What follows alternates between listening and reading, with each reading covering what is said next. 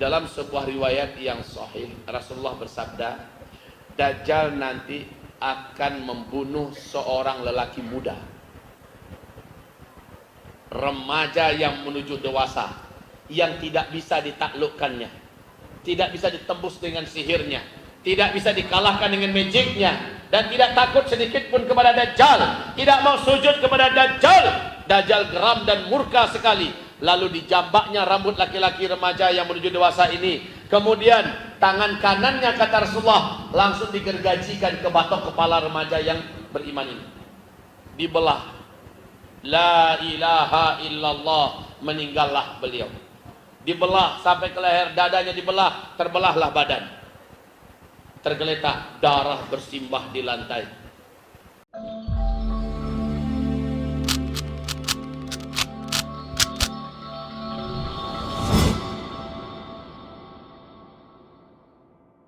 Rasulullah bersabda, Al-Mahdi nanti akan dibaiat di depan Ka'bah di usia 40 tahun. Di hadis yang lain, beliau akan dibaiat di usia mendekati 40 tahun. Al-Mahdi ini akhlaknya mirip dengan saya, namanya mirip dengan saya, nama ayahnya mirip dengan nama ayah saya, tapi fisiknya tidak mirip dengan saya. Usia berapa dia dibaiat? Di hadis yang lain mendekati 40. Oke. Lalu Rasulullah bersabda, kelahirannya adalah di Madinah Al-Munawwarah, bukan di Medan. Dia habiskan masa kanak-kanaknya di Madinah Al-Munawwarah. Dia habiskan masa remajanya di Madinah Al-Munawwarah bersama ulama-ulama Rabbani. Dan saat usianya mendekati 40, dia akan dikejar-kejar untuk dibunuh oleh pasukan yang dikirim oleh penguasa yang paling jahat ketika itu dari Damaskus, kata Rasulullah. Disebut dengan pasukan Sufyani. Sejumlah 300 orang mengejar. Informasi keberadaan calon Al-Mahdi ini terendus. Lalu tempatnya juga kebaca. Lalu diutuslah utusan dari pasukan elit, pasukan darat, pasukan artileri yang bisa membunuh dengan cepat. Dikirim. Keberangkatan pasukan yang akan membunuh Al-Mahdi ini diketahui dengan cepat oleh orang-orang terdekat Al-Mahdi. Lalu Al-Mahdi pun didampingi oleh orang terbaik, lari ke Mekah. Lari ke Mekah. Yang mengejar mengobrak-abrik Madinah, kok udah nggak ada. Padahal perjalanan kita lakukan dengan silent. Ternyata mereka tahu bahwa Al-Mahdi sudah lari menuju Mekah. Mereka pun mengejar, kata Rasulullah. Mereka mengejar tidak dengan helikopter, tidak dengan pesawat, tidak dengan mobil-mobil canggih. Kenapa? Rasul bersabda, saat Al-Mahdi muncul, kalian semua hidupnya sudah kembali seperti zaman ini. Kalian akan berperang bersama Al-Mahdi menggunakan pedang, menggunakan tombak dan panah. Kendaraan kalian saat itu kembali kepada kuda. Mereka mengejar. Al-Mahdi sudah masuk Mekah. Yang mengejar sampai di Al-Baida. Al-Baida adalah sebuah kota kecil perbatasan antara Madinah dengan Makkah. Yang mengejar sampai di Al-Baida, gempalah Al-Baida. Seluruh bangunan, gedung-gedung, rumah-rumah dan penduduk yang ada di Al-Baida, termasuk yang mengejar 300 orang itu, tenggelam masuk ke dalam. Kayak di Palu, terbuka tanah lalu tertutup kembali. Nah, yang selamat dari mengejar 300 orang itu cuma satu. Yang satu ini mengabarkan bahwa kami tenggelam di Al-Baida. Penduduk Mekah tahu bahwa ada penenggelaman kota dan penduduk di Al-Baida. Yakinlah mereka bahwa sosok yang paling dinanti-nanti dan memang sudah saatnya muncul sudah ada di Mekah. Mereka pun menyebar dengan cepat. Cari di mana dia sosok yang akan kita baiat menjadi Al-Mahdi. Dicari. Dan karena hadisnya sudah ada, dia akan ketemu sedang tawaf. Maka diawasi betul siapa yang lagi tawaf. Ciri-ciri fisiknya ada pada diri seorang lelaki. Al-Mahdi beda dengan Nabi ya ciri fisiknya. Nabi itu warna kulitnya gimana? Putih, bersih, indah. Sementara Al-Mahdi warna kulitnya coklat kehitam-hitaman, gelap. Alis matanya melengkung seperti bulan sabit. Bagian depan ini hampir ketemu. Hidungnya, tulang hidungnya lurus dan mancung. Jadi hidung-hidung kayak kita ini jangan berharap. Dahi jidatnya lebar, rambutnya pirang, panjang, sebahu. Habib Bahar bin Smith, rambutnya, itu arah-arah rambut ke situ. Bibir atas, bibir bawahnya sama tebalnya dan indah dilihat. Giginya rata, nggak ada yang boneng ke depan, mundur ke belakang. Satu gigi dengan gigi yang lain dapat dimasukkan sehelai benang, kata Rasulullah. Dia tidak fasih melafazkan huruf ro. Dia tidak terlalu tinggi dan juga tidak pendek. Dadanya bidang, bulu dadanya halus. Perutnya suspek. Hah? Perut ini nggak laku ini. Ini perut musibah.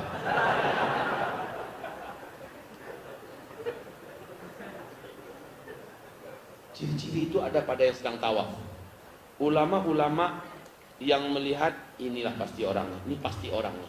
Akhirnya dia pun ditangkap, dipaksa mengaku, digali-gali keturunannya. Dia selalu menampik, tidak, bukan saya, kalian salah orang.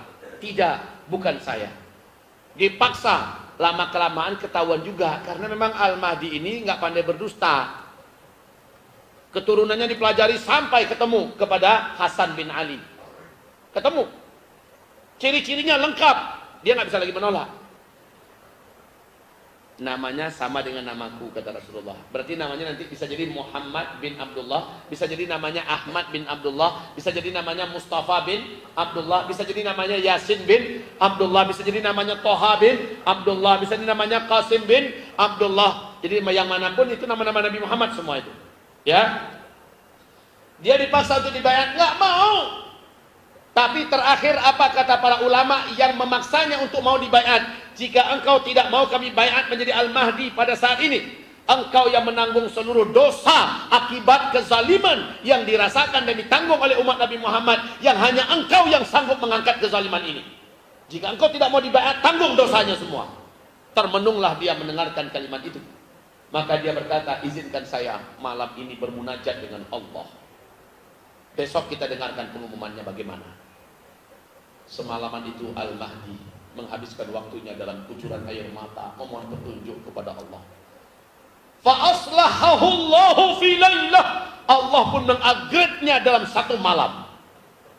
Dia nggak ngerti masalah kepemimpinan, dimasukkan oleh Allah kemampuan untuk memimpin. Dia tidak tahu menghadapi kemelut yang begini sempurna jahatnya, sempurna hancurnya, bagaimana menyelesaikannya. Allah masukkan kemampuan dalam satu malam itu, bagaimana penyelesaiannya. Bahkan dia tidak tahu masalah perang, tidak tahu masalah politik. Allah masukkan semua. Fa aslahahu Allahu fi lailah. Allah upgrade dia dalam satu malam. Besok paginya mantap dia. Dia akhirnya dibaiat di depan Ka'bah. Antara rukun Hajar Aswad dengan maqam Ibrahim dibaiat. Usia berapa dibaiatnya? Di hadis yang lain? Oke. Sekarang kata Rasulullah, Al-Mahdi tanda kelahirannya nanti di akhir zaman adalah terjadi 2 kali gerhana dalam 1 bulan Ramadan. Itu tanda kelahiran Al-Mahdi di akhir zaman. Tahun 1981 di Jazirah Arabiah telah terjadi 2 kali gerhana dalam 1 bulan Ramadan. Tahun 1981. Uniknya tahun 1982 juga terjadi kembali 2 kali gerhana dalam 1 bulan Ramadan di Jazirah Arabiah. Maka para ulama meyakini bahwa pada tahun 1981 inilah kelahiran Imam Al-Mahdi. Baik, kalau begitu tanda-tanda yang lain kemunculannya sudah lengkap sekarang nih.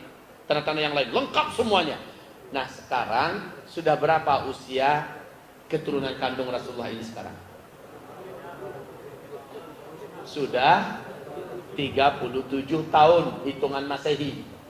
Kalau dihijriahkan sudah 38 tahun lebih usianya sekarang, mendekati. Tak lama lagi kita akan menyaksikan sempurna urusan ini. Kekacauan, bencana, musibah, petaka. Oh, Allahu Akbar. Sebelum saya selesaikan dengan Dajjal, ada penyampaian saya dan ini penting. Seorang lelaki dari Madinah Al-Munawwarah SMS saya, dan ini ternyata orang Indonesia.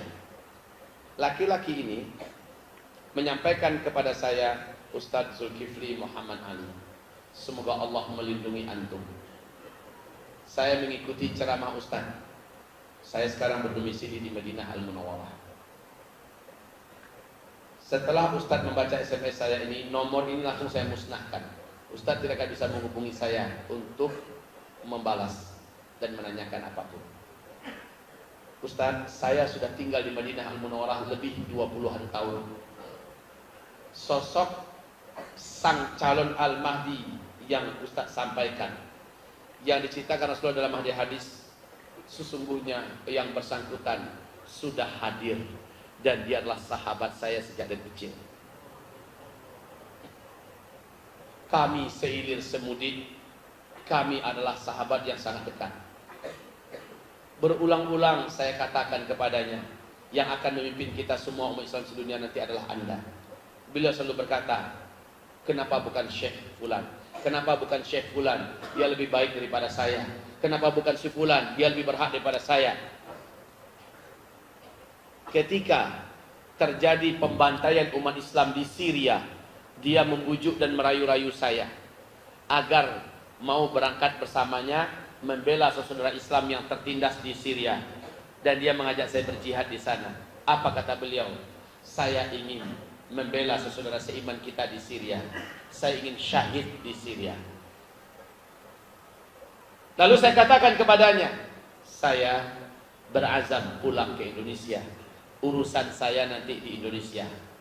Maka beliau berpesan kepada saya, sampaikan kepada orang-orang beriman di Indonesia, dekatkanlah diri kalian kepada Allah sedekat-dekatnya. Masa-masa jihad akan tiba sebentar lagi, terbuka lebar. Sampaikan kepada orang-orang beriman di Indonesia bahwa Allah telah memperlihatkan kepada saya dalam mimpi, langit dihantam oleh sesuatu yang besar. Kemudian setelah itu gelap gulita segelap-gelapnya muka bumi. Kemudian setelah itu tidak ada satupun teknologi yang masih bisa dipakai. Seluruh orang kaya serentak menjadi miskin. Katakan kepada mereka bahwa bersiap-siaplah untuk melaksanakan jihad angkat senjata. Ini zaman. Kemudian kami pun berpisah, katanya. Kami pun berpisah. Saya tidak tahu bagaimana perkembangannya berikutnya. Semoga Ustadz istiqomah dalam menyampaikan dakwah ini. Sungguh demi Allah, keturunan kandung Rasulullah itu telah hadir. Kemudian setelah dia kirim, saya baca, bergetar tubuh saya. Saya coba balas cepat. Memang langsung nomornya sama sekali tidak bisa dihubungi kembali. Nah, saudaraku, terlepas daripada orang ini sungguh-sungguh atau dia berdusta, itu urusan dia. Tetapi yang jelas dari tanda-tanda yang ada hadis Nabi yang menceritakan tanda-tanda kemunculannya dan sebagainya, ditambah dengan pengakuan yang bersangkutan, semakin yakinlah kita bahwa sosok pemimpin terakhir ini sebentar lagi muncul. Afwan, apa hubungannya dengan Dajjal? Hubungannya dengan Dajjal, saya ingin meyakinkan ibu bapak semuanya bahwa jika Al-Mahdi sudah muncul, sebentar lagi dunia akan ditaklukkan oleh Islam. Satu. Yang kedua, dan Dajjal keluar dalam keadaan kemarahan yang sangat. Kenapa? Al-Mahdi telah mematah-matahkan kaki tangan Dajjal, yaitu Israel dan Amerika. Mematahkan PBB. Al-Mahdi yang akan menjadikan Islam kembali memegang dunia. Disitulah Dajjal murka. Jadi saudara-saudara, saudari-saudari, hamba-hamba Allah yang kami muliakan, pada masa menjelang Dajjal keluar, pada masa Al-Mahdi dibaiat, maka suasana di muka bumi ada pada puncak yang paling buruk. Dalam urusan apapun saja, dalam urusan politik, dalam urusan ekonomi, dalam urusan sosial, dalam urusan moral, dalam urusan kesehatan, dalam urusan pendidikan, dalam urusan seni budaya, dalam urusan makanan, minuman, semuanya ada pada puncak yang paling buruk yang pernah ada di muka bumi ini. Bencana-bencana alam terjadi pada puncak yang paling mengerikan. Maaf, Ketahuilah, ini tanda-tanda kemunculan Al-Mahdi, kata Rasulullah, pada saat terjadi puncak perselisihan di Arab Saudi, kemudian gempa-gempa yang hampir merata di mana-mana. Pada tahun itu, kehancuran ekonomi global, manusia kembali menggunakan dinar dan dirham. Pada saat itulah Al-Mahdi akan muncul. Dan itu semuanya sedang terjadi saat ini dan menuju pada puncaknya. Simaklah baik-baik, saudara-saudariku yang beriman. Lihat di YouTube, di antara beberapa keturunan Rasulullah di Indonesia ini, ada yang menyampaikan dan mereka masukkan sebagai imbauan kepada orang-orang beriman di Indonesia. Apa kata mereka? Para wali-wali Allah yang telah meninggal dunia bertemu dalam mimpi dengan beberapa keturunan Rasulullah di Indonesia. Termasuk yang berbicara adalah keturunan Rasulullah juga. Habib yang lurus. Beliau menceritakan, para wali-wali Allah ini sebahagiannya kaki mereka menginjak bumi kita, sebagian yang lain menuju ke tengah laut. Dan mereka berpesan, musibah-musibah yang kemarin terjadi seluruhnya adalah bencana-bencana kecil. Tapi Januari 2019, Februari, Maret, April dan terus ke atas akan terjadi petaka-petaka besar di alam ini, di bumi ini. Petaka-petaka besar. Yang paling besar mengalami bencana untuk Indonesia adalah Pulau Jawa. Ini pesan para waliullah yang ditemukan di dalam mimpi. Yang paling besar mengalami bencana-bencana hebat nanti adalah Pulau Jawa. Katakan kepada umat Nabi Muhammad agar mereka melamakan tahajudnya, mendalamkan sujudnya, dan agar mereka rapat selalu dalam sholat berjamaah 5 waktu di masjid, agar mereka rajin tahajud dan duha, perbanyak puasa sunat, dan kuatkan sedekah, kuatkan sedekah, kuatkan sedekah. Pesan yang berulang-ulang adalah kuatkan sedekah, kuatkan sedekah, kuatkan sedekah. Karena tidak akan ada yang mampu menjadikan dirinya selamat kecuali iman dan amal soleh yang dimiliki. Ini pesan para wali-wali Allah itu. Terlepas ini benar-benar terjadi atau tidak, yang pasti petunjuk Rasulullah sudah mengarah kepada semuanya muncul dan terjadi. Dan tambahan yang ini sebagai cara kita untuk mempersiapkan diri lebih hebat lagi dari sebelumnya. Saudara-saudaraku, cara selamat dari Dajjal bagaimana caranya? 1. Rasul bersabda, yang akan selamat di akhir zaman dari fitnah Dajjal adalah orang-orang yang kuat imannya, yang rajin ngaji, akrab dengan ulama, senantiasa beramal soleh dan terang-terangan dalam beramal soleh, tidak malu-malu beramal soleh. Yang pertama, ini yang akan selamat dari Dajjal. Kuat imannya, banyak amal solehnya. 2. Cara selamat dari Dajjal yang kedua, fanatik berislam dengan Al-Quran dan Sunnah. Fanatik berislam dengan Al-Quran dan Sunnah, tidak menerima masukan-masukan ajaran baru ke dalam Islam kecuali yang ada dalam Al-Quran dan Sunnah, seperti yang diajarkan oleh para alim ulama Ahlus Sunnah wal Jamaah, imam mazhab yang 4. Itu yang dipegang kuat-kuat, fanatik pada Al-Quran dan Sunnah. Jadi kalau ada ajaran-ajaran baru, tolak. Termasuk ajaran Islam Nusantara.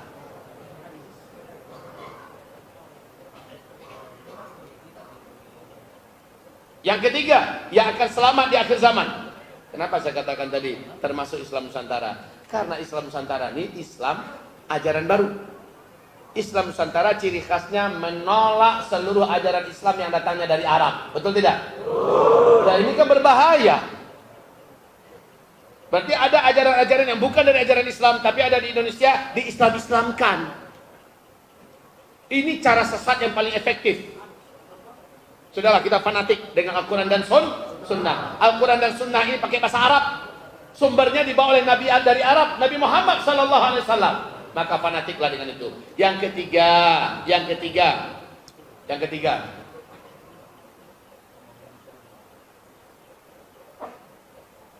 Apabila sudah mendengar Dajjal muncul, segera larilah ke Mekah, hijrahlah ke Madinah.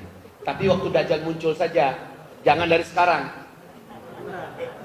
Justru sekarang pergi ke Mekah ke Madinah konyol. Konyol kalau pergi ke Mekah ke Madinah untuk tinggal di sana, ya konyol. Saya tidak mendukung sama sekali. Ustaz, bukankah kita akan bersiap-siap untuk menyongsong kemunculan Imam Mahdi dan kita berbaiat dengannya? Nanti aja udah keluar Imam Mahdinya, sudah dibayar Imam Mahdinya, baru kita dari sini ke sana. Ustaz, kan teknologi udah nggak ada. Bisa nggak nyebrang kita ke Selat Malaka, ke Malaysia? Pasti bisa, pasti ada solusinya. Pakai rakit, pakai apa kita buat lah. Sampai di sana kita pakai kuda. Ini yang bisa berkuda. Kalau nggak bisa berkuda, jalan kaki. Maka zaman ini anak-anak muda zaman ini nggak pandai berkuda, malu nggak pandai berkuda. Ini zaman kita nggak pandai berkuda. Masya Allah. Berkuda itu firman Allah dalam surah Al-Anfal ayat 60, hukumnya wajib. Wajib bagi setiap laki-laki. Mahir berkuda, hebat memanah. Hukumnya wajib. Jadi kalau begitu, siapapun kita, khususnya laki-laki dulu, wajib hukumnya berkuda dan mahir memanah, sekaligus memanah di atas kuda. Ayo, udah ada stable kan? Banyak stable di Medan ini. Orang-orang kaya yang berduit, kalau ada dengar pengajian di sini, Anda wajib menyiapkan kuda-kuda yang siap melatih kaum muslimin. Kuda-kuda ini siap dilatih. Pesantren kami di Sumatera Barat, alhamdulillah ada 23 ekor kuda. Dan kuda ini waktu pertandingan nasional kemarin, endurance jarak jauh 20 sampai 40 km, kita mendominasi, kita juara umum dari An-Nabawi. Kuda-kuda An-Nabawi masuk juara umum, alhamdulillah. Bahkan putri saya yang masih usia 12 tahun ikut dalam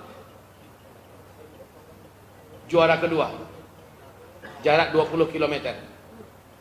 Istri saya masuk di juara ketiga. Istri saya sendiri tereliminasi. Kenapa? Terlalu semangat. Saya 40 km, lob pertama 20 km, kuda terlalu saya pacu. Padahal harusnya kuda dibuat santai aja dulu di lob pertama. Terlalu saya pacu, akhirnya jantungnya lama turunnya. Masih dari 114 turun ke 80. Harusnya 64 itu paling tinggi. Akhirnya saya tereliminasi. Ya. Diskualifikasi. Ini pelajaran buat saya ke depan, saya tidak akan ulangi lagi. Tapi intinya, saya yang di usia 45 tahun ini sudah buktikan kepada Anda yang muda-muda, saya masih melaju. A'agim yang usianya 56 tahun masih melaju di atas kuda. Jadi jangan ada yang mengatakan saya udah tua. Berapa umur sampean? 40 tahun, cikik kepalanya cuy. Baru 40 udah merasa tua. Abah Abu Jibril usianya udah 62 tahun, masih berkuda dia. Abah Abu Jibril 62 tahun masih berkuda. Ayah saya 106 tahun naik kuda. Mahathir Muhammad berapa usianya? 92 tahun. Lihat bongkok nggak dia? Orang berkuda tuh maco. Berdirinya, duduknya itu di atas kuda tuh pasti seperti ini. Kan peraturannya begitu. Dada harus seperti ini, ya.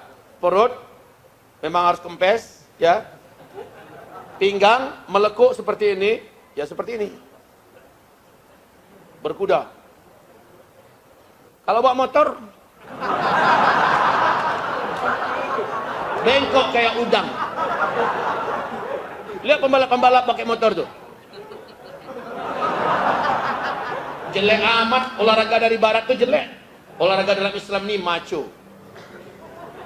Berenang, memanah, gagah semua bawaannya, betul tidak? Itu baru olahraga yang sunnah. Ya, makin kuat berkuda, makin kuat kita.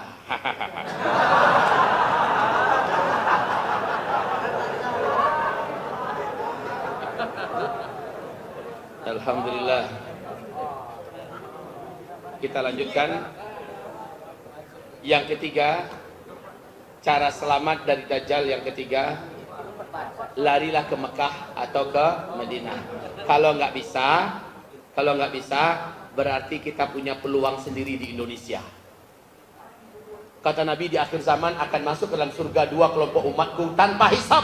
Yang pertama, yang berperang di negeri Syam sampai Nabi Isa Allah turunkan dan dia berperang di belakang Nabi Isa. Ini yang pertama. Yang kedua, yang berperang di sebelah timur dari bagian bumi ini, mereka berperang melawan kaum musyrikin Hind. Dan dalam analisa dan keyakinan saya, yang dimaksud Rasulullah sebelah timur itu adalah Indonesia. Jadi ada peluang kita insya Allah masuk surga tanpa hisab. Kapan? Apabila musuh bangsa dan negara dan agama ini sudah mulai menjual, kita borong rame-rame. Sekarang kita tahan diri dulu, kita cooling down, kita tidak mau terpancing. Insya Allah tetap di bawah kendali para ulama. Sepakat? Baik, bagus. Dan kita fokus untuk memenangkan 2019. Kita fokus dengan aman, dengan damai, dengan bijaksana, dengan konsentrasi penuh. Kita fokus, kita menangkan melalui konstitusi. Ya, kita raih kemenangan melalui konstitusi. Tidak boleh terpancing, tidak boleh diadu domba, tidak boleh ada anarkisme di antara sesama anak bangsa. Kita harus fokus. Tapi kalau mereka sudah macam-macam, sudah menumpahkan darah di mana-mana, sudah menculik di mana-mana, pasti saat itu terbuka peluang kita. Tapi itu harus dari komando para ulama. Nggak boleh kita yang balas sendiri. Ulama tidak akan mengomandokan kecuali dengan petunjuk dari Allah Subhanahu wa taala. Setuju? Mantap. Ini baru medan, Bu. Yang keempat, cara selamat dari Dajjal. Perintah Rasulullah adalah ketika kamu dengar Dajjal masuk ke kota kamu. Kan ada jadwalnya tuh. Dajjal masuk ke Medan hari Selasa pagi. Nanti dari Medan Dajjal akan pindah ke Stabat siangnya. Ya, lalu malamnya Dajjal akan pindah ke Kuala Simpang. Ya, besok paginya Dajjal akan sampai ke Pidi. Ini umpama. Terus ke Banda Aceh, ibaratnya begitu. Muter terus. Ada jadwalnya. Dan jadwal ini sudah dilakukan oleh kaki tangan Dajjal di seluruh kota dunia. Jadi sudah ada pengumumannya. Orang ketika itu malah yang tipis-tipis iman, setelah dia dengar kemunculan Dajjal ternyata membagi-bagikan makanan, orang dalam keadaan lapar. Maka kedatangan Dajjal sangat dinanti-nanti. Ya ibarat siapa? Tokoh idola anak-anak muda sekarang yang mau datang umpamanya. Kelas dunia. Pemain sepak bola siapa yang paling terkenal? Ya itulah. Atau Saruhan mau datang ke Medan. Maka dinanti-nanti itu oleh para idola-idola, para fans-fans sudah nanti. Ibaratnya itu begitu. Kalau kita bukan Saruhan, Ustadz Abdul Somad. Kedatangan Ustadz Abdul Somad di Masjid Al-Jihad, pasti nanti itu. Udah kasih kabar ke sana kemari. Siap siaga, semua jadwal pun akan dipending. Pokoknya bisa menghadiri Ustadz Abdul Somad. Ini contoh ya. Dajjal lebih lagi daripada itu. Dinanti-nanti kedatangannya. Nah, kata Rasulullah yang keempat, jika kalian dengar Dajjal masuk ke kota kalian, kalian pastikan istri-istri kalian sudah di dalam rumah. Kalian pastikan anak-anak perempuan kalian sudah masuk ke dalam rumah.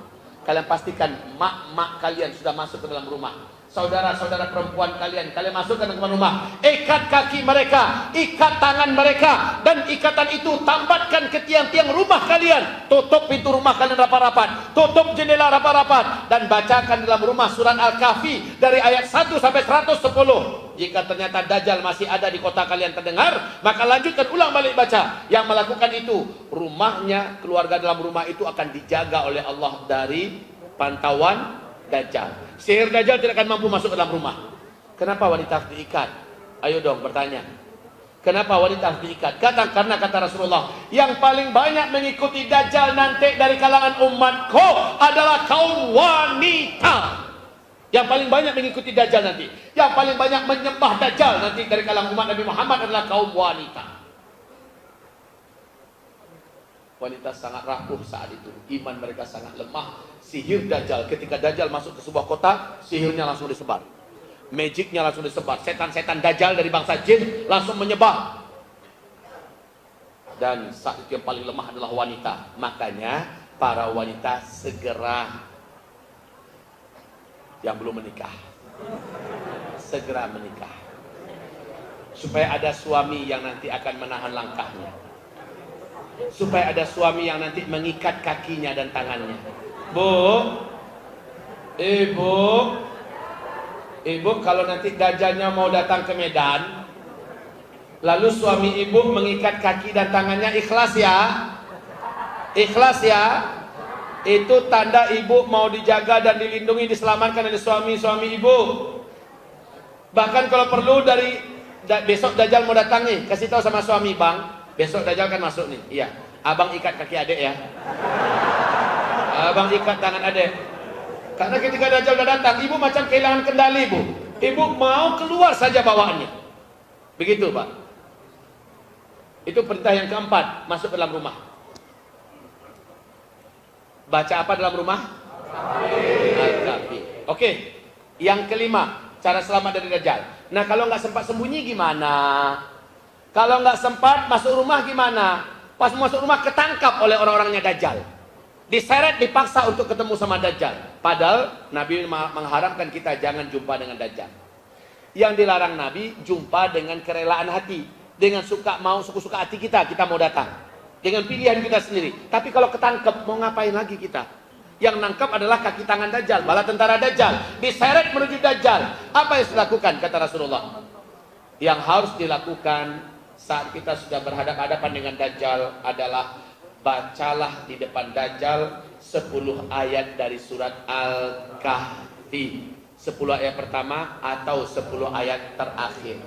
Baca di depan Dajjal. أعوذ بالله من الشيطان الرجيم بسم الله الرحمن الرحيم الحمد لله الذي أنزل على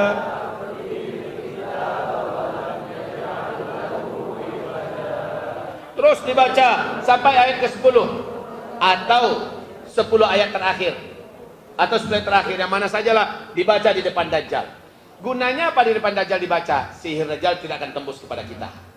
Magic Dajjal tidak akan mampu menguasai kita. Hipnotis Dajjal tidak akan kena kepada kita. Barulah Dajjal menteror mental kita. Kalau kamu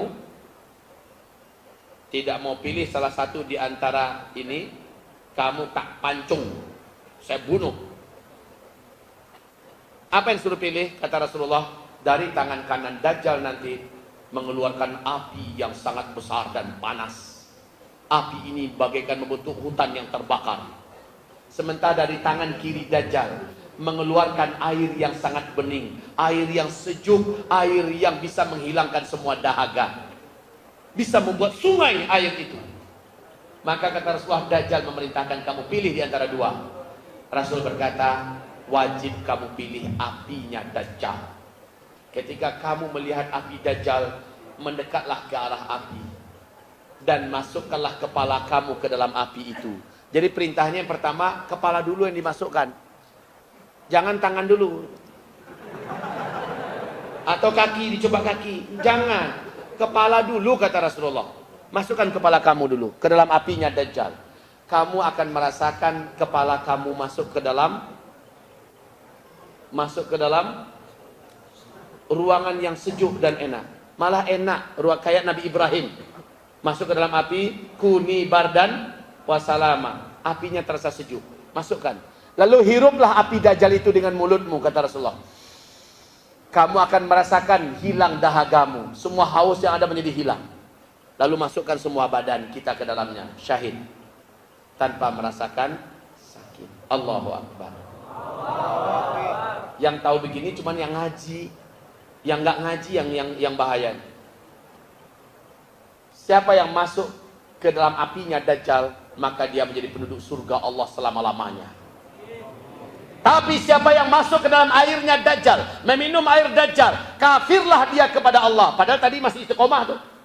Tadi masih mampu bertahan. Tapi ketika dia memilih air, karena nggak ngaji, yang dipilihnya air, maka dia akan kafir kepada Allah. Dan dia pun masuk neraka jahanam, kekal dalam neraka jahanam selama-lamanya. Ya Allah, ini yang keempat ya. Kalau ketemu Dajjal begitu caranya. Berarti harus hafal. Harus hafal. Jangan ngandalkan bawa Al-Quran. Ketangkap, langsung dihadapkan kepada Dajjal. Om Dajjal, tunggu dulu, buka.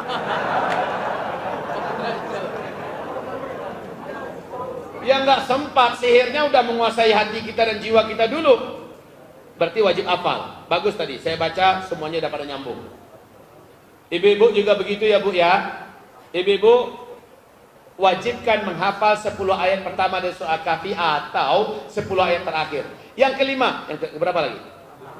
Yang keenam ya. Yang keenam, sabda Rasulullah sallallahu alaihi wasallam,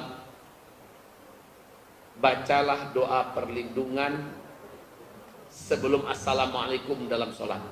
Setelah tahiyat akhir, sebelum assalamualaikum, baca doa perlindungan. Baca sama-sama. Allahumma inni a'udzubika min adzabil qabri wa min adzabin nar wa min fitnatil mahya wal mamat wa min fitnatil masihid. Baik, ini cara-cara selamat dari Dajjal. Ajarkan pada anak-anak kita, rutinkan kita membaca doa itu. Terakhir, di manakah Dajjal saat ini dan di mana Dajjal akan keluar? Saat ini Dajjal berada di mana? Jawabannya Allahu a'lam. Ustaz, kan tadi di tengah pulau Laut Yaman. Allah sudah pindahkan. Kata Rasul, Allah memindahkan Dajjal, tiap sebentar dipindahkan. Namanya musuh terberat nomor 1 dunia, tentu tidak boleh berdomisili di sebuah satu penjara saja. Dan ingat baik-baik hamba-hamba Allah, camkan ini, dengar baik-baik. Dajjal demi Allah sekarang ini rantai-rantainya yang ada di kaki, rantai yang ada di tangan, dalam pembahasan ini saya yakin telah lepas. Fisiknya saja yang belum dimunculkan lagi ke permukaan. Dan Dajjal telah melepaskan setan-setan durjana yang jahat yang dipenjarakan oleh Nabi Sulaiman di tengah-tengah laut. Setan-setan ini sekarang telah dibebaskan oleh Dajjal laknatullah alaihi. Setan-setan itu yang membuat merasuki orang-orang yang beriman sehingga sulit sekali. Demi Allah, wahai hamba Allah yang kami muliakan, Dajjal akan keluar nanti kata Rasulullah dari sebuah kota yang ada di Khurasan. Khurasan itu di mana? Khurasan itu Irak, Iran, India, Pakistan, Afghanistan, Uzbekistan, Tajikistan. Yang ada tan-tan itu Khurasan semuanya. Ya, alhamdulillah Nabi menyebutkan nama kotanya. Dajjal nanti akan keluar dari sebuah kota di Khurasan. Nama kota itu adalah Asbahan. Asbahan. Ternyata kota Asbahan ini berada di Iran. Berada di Iran. Dajjal ketika keluar, 70.000 lelaki Asbahan, Yahudi Asbahan, akan menjadi pengikutnya dan bala tentaranya. Laki-laki itu mengenakan jubah tidak berjahit dan menggunakan syal khusus pakaian Yahudi. Dan mereka membawa pedang-pedang dari besi-besi yang terbaik. Saya sudah sampaikan di majalah Asy-Syarqil Awsat, majalah bergengsi Timur Tengah, sudah diumumkan, bahkan di foto Asbahannya. Asbahan hari ini di Iran sudah menjadi kota Yahudi, Pak. 86% penduduknya Yahudi semua. Masya Allah. Jadi kalau Iran gayanya sosok bermusuh-musuhan dengan Israel, bohong. Iran sangat mesra dan akrab sepanjang sejarah, selalu mesra dan akrab dengan bangsa Yahudi, bangsa Israel. Nah sekarang Asbahan sudah menjadi kota Yahudi. Dan Allahu Akbar, di majalah Asy-Syarqil Awsat itu fotonya 70.000 lelaki Yahudi di Asbahan sudah siap siaga. Jumlahnya sebanyak itu. Mereka lah yang mengontrol agama Yahudi di seluruh dunia. Dan mereka lah yang mempersiapkan diri untuk menyambut sang Al-Masihud Dajjal Al-Mal'un. Selesai. Kalau begitu, kita sudah tahu cara-cara selamat dari Dajjal. Sudah? Kita sudah tahu Dajjal nanti muncul di mana dan tempat munculnya sudah siap sekarang. Sudah? Kita sudah tahu bagaimana fitnah-fitnah Dajjal dan sebagainya. Kita sudah tahu, kita sudah ilmui. Kalau begitu, persiapan kita adalah dari sekarang wajib berdoa dengan sekuat-kuat doa kepada Allah agar Allah selamatkan kita. Nah, begini ya. Tolong lihat papan tulis sebentar.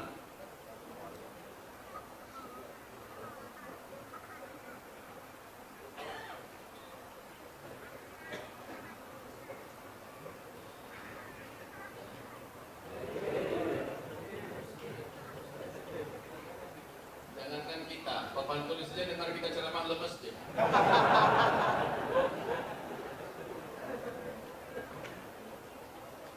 Baik, kita akan kata Rasulullah ada 5 fase.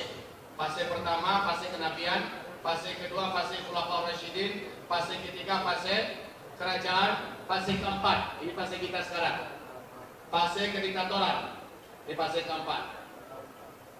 Baik, fase kelima Islam kembali memimpin seluruh dunia. Nah, ini janji Allah dalam Al-Quran surat 24 ayat 55. Oke, fase kelima ini sebentar lagi insya Allah, sebentar lagi. Semua keindahan hidup di dunia ada pada fase kelima. Kepada pemerintah, tolonglah dengar baik-baik. Jangan takut dengan khilafah Islamiyah. Khilafah ini bukan produk HTI. Dia bukan ikon dakwahnya HTI. Tapi khilafah Islamiyah adalah nubuat Rasulullah akhir zaman. Khilafah Islamiyah adalah anugerah terindah untuk bumi ini. Kenapa? Di masa-masa jaya Islam dulu, khilafah Islamiyah mampu mewujudkan kehidupan yang sangat sejahtera.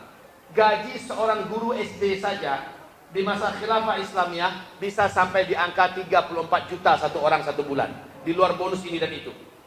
Gaji seorang polisi yang pangkatnya paling bawah saja bisa di angka 40-an juta lebih. Dan semua pajak tidak pernah ada. Semuanya bersubsidi, semuanya hampir gratis seluruhnya. Bahkan zaman Umar bin Aziz sampai-sampai tidak ditemukan lagi orang yang akan menerima zakat. Saking makmurnya, khilafah Islamiyah adalah anugerah. Tapi sekarang ketika khilafah tidak ada, hidup ini betul-betul bagaikan dalam hutan belantara. Kezaliman merata di mana-mana, kemiskinan di mana-mana. Tapi di fase kelima kata Rasulullah, hidup bagaikan dalam surga dunia. Jangan salah-salah, pada masa ini kata Rasul, tidak ada satupun di muka bumi bencana apapun. Tidak banjir, gempa, gunung meletus, macam tidak ada. Sementara sebelumnya banjir, tsunami demi tsunami, banyak kota-kota yang tenggelam, kelaparan terjadi di mana-mana, menyebabkan orang menjadi brutal dan membunuh kesana kemari demi memakan dan demi mempertahankan hidupnya. Sungguh demi Allah, menjelang kemunculan Al-Mahdi, menjelang fase kelima ini, semua keadaan di muka bumi benar-benar dalam keadaan yang paling mengerikan. Dan Al-Mahdi lah yang mengembalikan kepada ketenangannya. Ketika tanda besar kiamat yang pertama, kedua, ketiga, dan ini keempat sebagai penutup, ya, Ya'juj dan Ma'juj. Selesai Ya'juj Ma'juj, barulah masuk fase kelima. Di sini baru Imam Mahdi memimpin dengan aman. Kalau di sini Imam Mahdi memimpin, mengendalikan seluruh fitnah dulu. Ketika di fase kelima sudah tidak ada lagi fitnah, tidak ada perkelahian, tidak ada bahkan binatang paling buas di dalam hutan pun kalau dia masuk ke dalam kota bergaul dengan manusia, kebuasannya Allah hilangkan. Hewan-hewan yang paling berbisa pun Allah cabut bisanya. Begitu tenangnya hidup. Sementara kekayaan di muka bumi akan tumpah ruah ke permukaan. Tidak ada lagi orang yang mau menerima zakat. Jangankan zakat, hadiah saja berupa emas. Ini emas.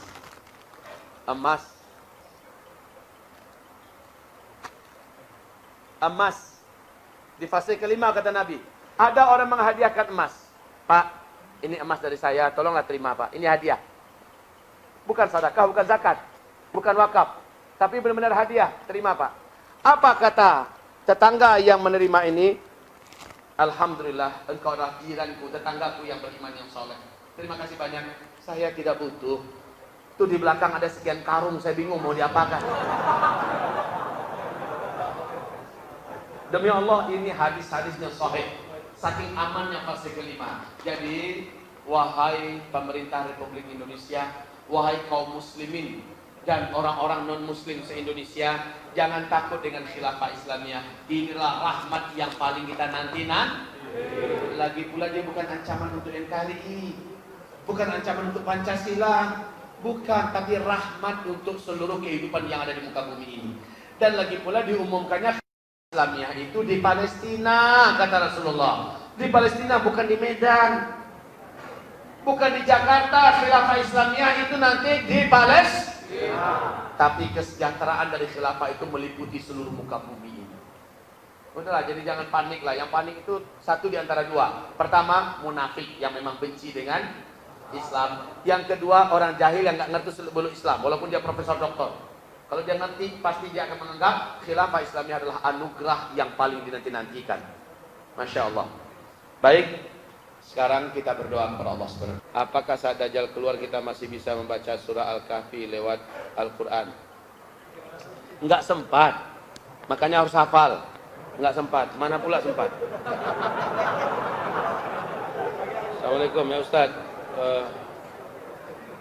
Pertanyaannya, jikalau nanti Ustadz di tahun 2019-2022 tidak terjadi tanda-tanda yang terdapat di hadis Rasulullah SAW seperti kemarau panjang dan sebagainya, jikalau tidak terjadi bagaimana ya Ustaz? Alhamdulillah. Kalau nggak terjadi malah bersyukur kita pada Allah. Saya berharap nggak terjadi. Semua yang mengerikan ini kalau bisa jangan terjadi. Anak saya masih kecil-kecil kayak marmut. Masih 16 orang anak saya kecil-kecil. 8 laki-laki, 8 perempuan. Insya Allah bulan April 2019 kalau masih hidup juga, dunia masih aman, lahir anak ke-17. Itu baru Ustaz akhir zaman.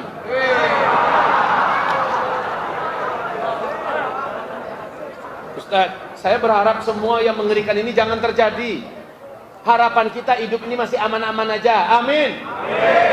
Tapi kewajiban saya wajib dong menyampaikan tanda-tanda. Wajib agar kita siap-siap. Toh semua persiapan kita yang saya anjurkan tidak ada satupun yang merugikan. Semuanya bermanfaat dan berguna. Ketika saya katakan kepada yang punya duit, tolong segera dari sekarang mulai beransur-ansur belikan emas. Ada ruginya nggak beli emas? Tapi ketika uang sudah nggak laku lagi, ATM udah nggak bisa lagi, semua mata uang hancur, maka yang nggak beli emas rugi. Jadi ketika saya menganjurkan apa-apa antisipasi akhir zaman, semuanya tidak ada yang merugikan. Saya anjurkan perbanyak sholat, hebatkan ibadah. Apa ruginya? Oh, buatlah perkampungan akhir zaman, ternyata kita buat. Apa ruginya? Toh sebelum dipakai saya anjurkan jadikan itu pondok pesantren. Iya kan? Mengalir pahalanya ke kita. Nggak ada ruginya. Ketika saya anjurkan buat sumur-sumur manual. Hidupkan kembali sumur-sumur yang kita timbun. Karena nanti begini, ada apa-apa, mati keran, mati air, kan bisa sumur itu dihidupkan, dipakai lagi. Betul tidak? Jadi nggak ada ruginya. Oke.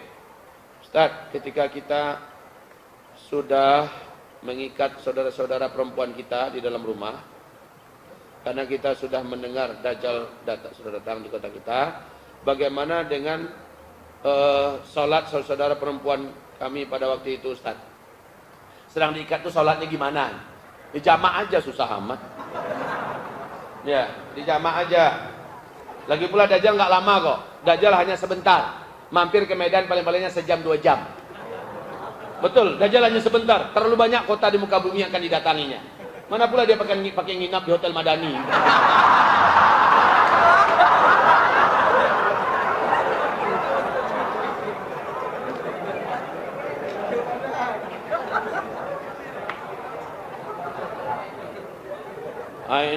Ini pertanyaannya nggak nyambung ini. Menurut Ustadz tentang golput bagaimana?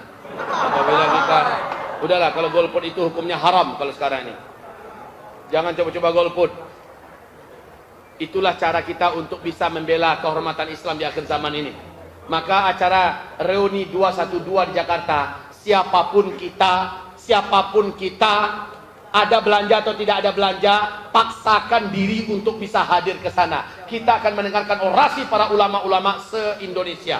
Kita akan mendengarkan tokoh-tokoh nasional kita menyampaikan agenda-agenda terbesar menjelang 2019. Jadi ini yang paling keras. Upayakan, ya Allah, ya Rabb, mudahkan rezeki hamba. Begitu doa. Ya Rabb, hamba bertekad untuk hadir. Walaupun kehadiran kita tidak dinilai oleh siapa-siapa, nggak apa-apa. Tapi Allah yang menilai. 2019 Desembernya nanti itu kita masih ada reuni entah tidak. Allahu a'lam. Lanjut. bagaimana panji hitam seluruh Indonesia. Apa ini? Indonesia yang dimaksud dalam hadis tentang panji hitam dari timur itu maksudnya dari Khurasan ya, bukan dari Indonesia.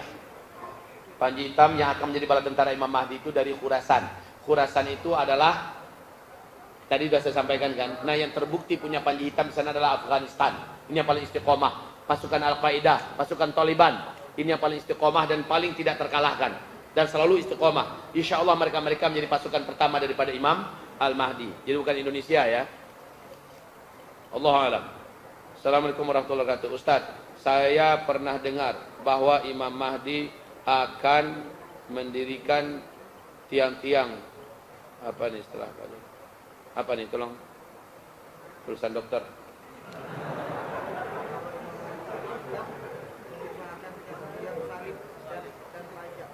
Itu bukan Imam Mahdi, Nabi Isa. Nabi Isa nanti setelah bunuh Dajjal, semua salib dihancurkan. Seluruh orang Kristen akan menyatakan masuk Islam. Ya, lalu diperintah oleh Nabi Isa seluruh babi di muka bumi dimanapun ketemu musnahkan dan dikubur.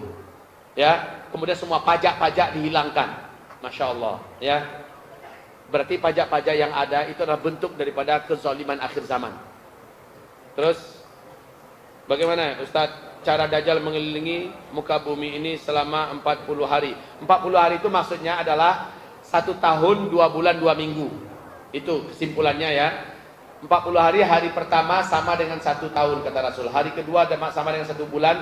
Hari ketiga sama dengan 1 minggu. 37 hari sama dengan hari biasa. Berarti kalau di total 1 tahun 2 bulan 2 minggu Dajjal itu melanglang buana. Dengan apa dia pergi? Banyak riwayat tapi berbeda-beda. Ada yang mengatakan dia nanti berangkat dengan kapal yang bisa dibawanya di atas udara, bukan di atas air, bukan di atas laut, kan itu lama. Ada yang mengatakan dia hanya menggunakan kecepatan angin atau apapun saja. Entahlah, nanti tanya sendiri sama Dajjal.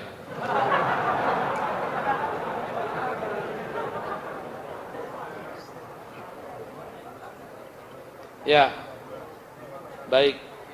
Berikutnya apa nih? Tolong bacakan. Ustaz, saya mau bertanya bagaimana pendapat Ustaz mengenai kamera. Apa? Enggak dijawab. Pertanyaan yang tidak berkaitan dengan akhir zaman. Api dan air di tangan dan tentu bisa dibedakan dengan iman atau pengetahuan Ustaz. Apa pertanyaannya? Hah? Assalamualaikum. Ini pertanyaan kawan Ana. Kenapa harus kawan yang bertanya? Yang non muslim, ia berkata, kalau ustadz kalian mengetahui kejadian dan tanda-tanda kiamat, kenapa waktu terjadinya kiamat mereka tidak mengetahuinya? Berarti mereka mengada-ada.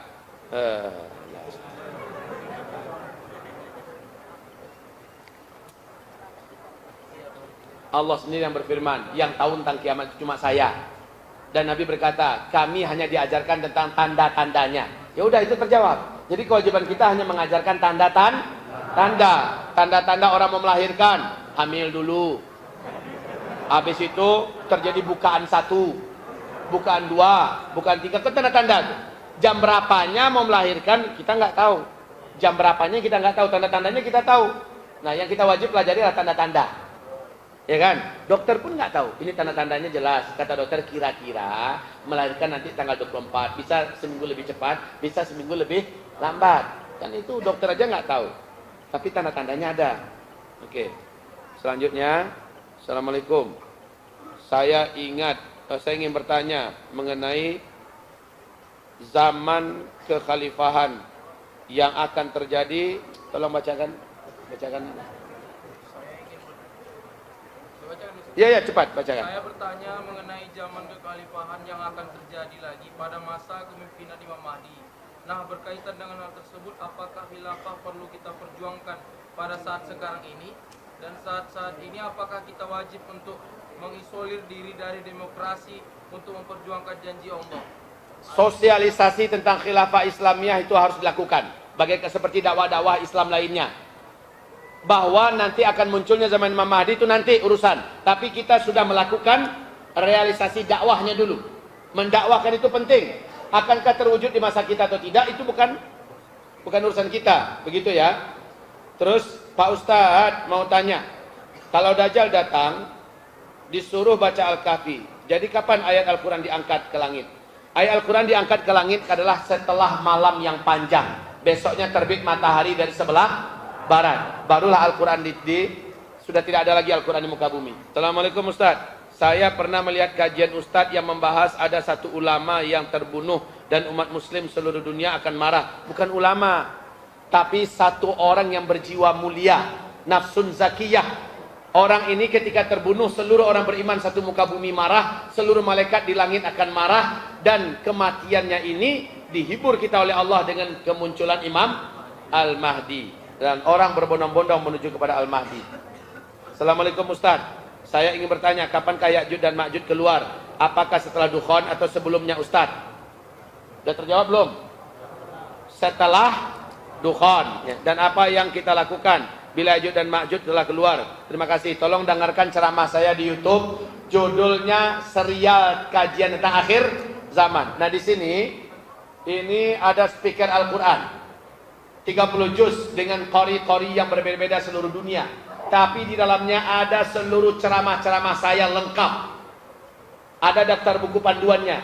Juga ceramah ustaz-ustaz dan ulama-ulama kondang kita se-Indonesia. Ustaz Abdul Samad, Ustaz Adi Hidayat, Ustaz Bakhtiar Nasir dan lain-lainnya. Ya, lengkap di sini. Silahkan didapatkan di luar sana. Ya, ini ada di luar. Tapi memori internalnya tolong jangan pernah dicopot. Kalau dicopot garansinya kami cabut. Jadi ini bisa dibawa untuk kemana saja, di mana saja. Insya Allah seluruh ceramah ulama-ulama kita lengkap. Apalagi ceramah khusus akhir zaman saya. Lengkap di sini ya. 30 juz Al-Quran dan juga Muratal Ruqyah dan sebagainya. Harganya 350.000, tetapi 100.000 adalah infak murni untuk penegakan agama Allah Subhanahu wa Ta'ala. Baik.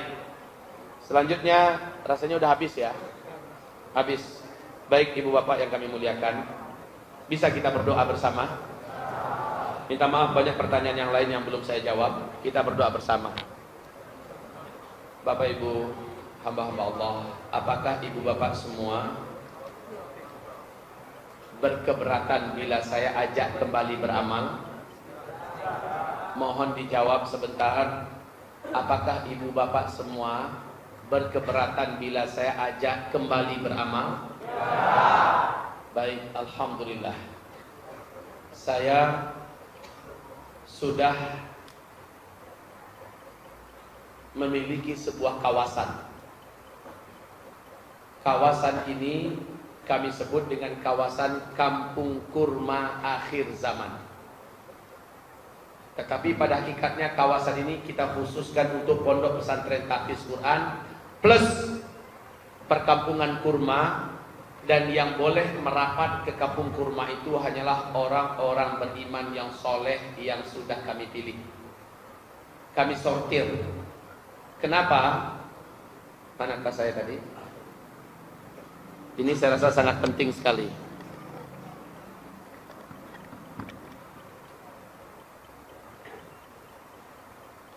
Kita tadi sudah tahu, tolong nanti dibaca.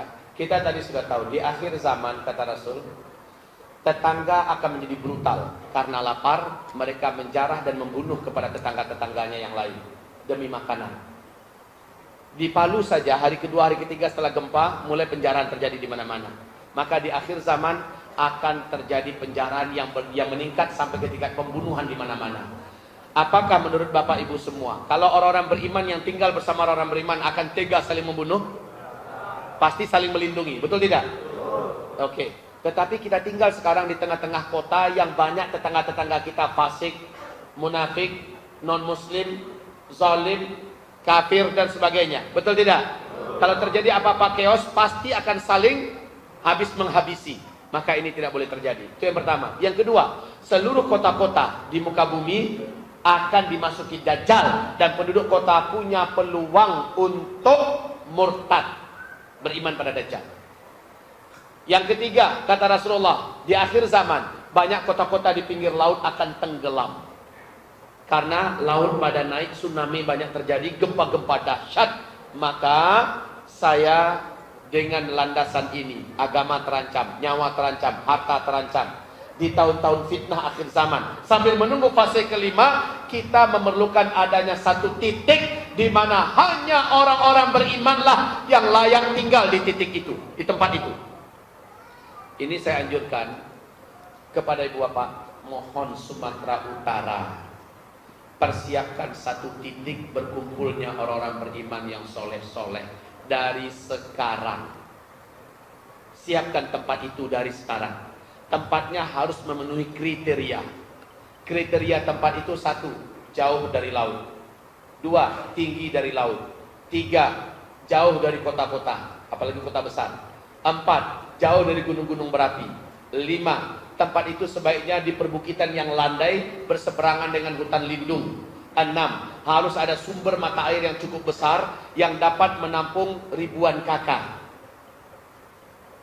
Yang ketujuh, tempat itu sebaiknya subur sehingga bisa bercocok tanam dan bertani beternak sebagai ketahanan pakan dan pangan di akhir zaman. Tempat itu dari sekarang sudah dikapling-kapling. Orang-orang beriman disortir, disaring dari sekarang, diajak merapat. Ambil kaplingan itu. Ya tentu dengan dibeli lah. Ya dibeli supaya dengan uangnya kita bisa membangun infrastruktur yang berguna untuk kepentingan publik di kawasan itu. Saya mengistilahkan kawasan ini dengan K3AZ, Komunitas Kampung Kurma Akhir Zaman. Kalau kami di Sumatera Barat kami sebut dengan K3AZ An-Nabawi. An-Nabawi, tempat pesantren kami. Jadi nyambung. Alhamdulillah kawasan yang sudah kita sertifikatkan baru 30 hektar. Sumber mata airnya besar, tanahnya subur, syarat-syarat tadi lengkap insya Allah. Ada 185 hektar yang akan kami bebaskan semua. Nah, saya berharap ibu bapak lakukanlah hal yang sama di Sumatera Utara. Tolong orang-orang kaya dengarkan ini. Bismillahirrahmanirrahim. Al-Fatihah.